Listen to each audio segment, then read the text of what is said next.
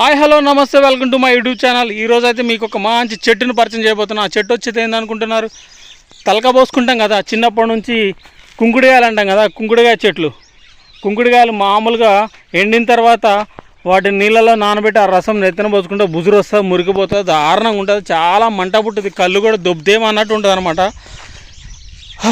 ఇప్పుడు అలాంటి చెట్టుని మీకు పరిచయం చేయబోతున్నాను. చూడండి, అగో అదే అనమాట కుంకుడుగాయ చెట్టు.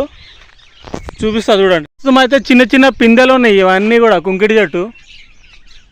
ఇగో ప్రస్తుతం మొత్తం పిందెలు ఉన్నాయి.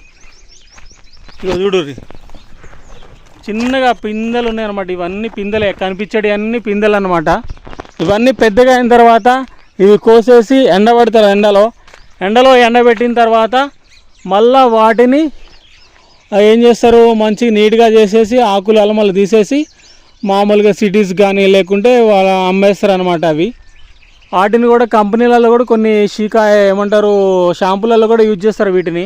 కానీ ఇవైతే డైరెక్ట్ న్యాచురల్గా వాడేటోళ్ళం చిన్నప్పుడు అయితే, చాలా బాగా అనిపించేది. కానీ కళ్ళు మంట పుట్టే, అబ్బా దూల తీరిపోయేదిలే, దారుణంగా ఉండేది అనమాట. అప్పుడు కళ్ళు పోతే ఏమనిపిస్తుంది, అంత మంట వస్తుంది అనమాట. కుంకుడుకాయలు చాలా చాలా చాలా ఏమంటారు జాగ్రత్తగా ఉండాలి. తలస్నానం చేసేటప్పుడు కళ్ళు మూసుకొని అస్సలు తెరవకూడదు.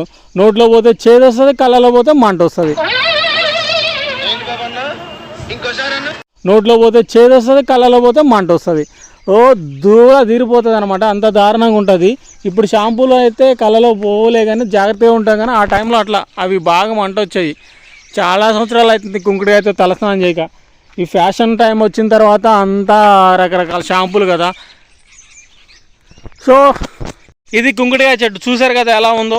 నా చిన్నతనంలో ఆ కుంకుడుకాయ చెట్టు, ఆ కుంకుడుకాయలతోనే తలస్నానం చేయించేది అమ్మ.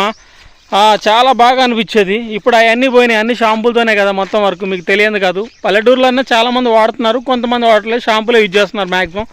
సో ఇది మన వీడియో. నచ్చితే లైక్ చేయండి, షేర్ చేయండి, కామెంట్ చేయండి. మన ఛానల్ సబ్స్క్రైబ్ చేస్తే మాత్రం మర్చిపోకండి. Thank you so much, bye.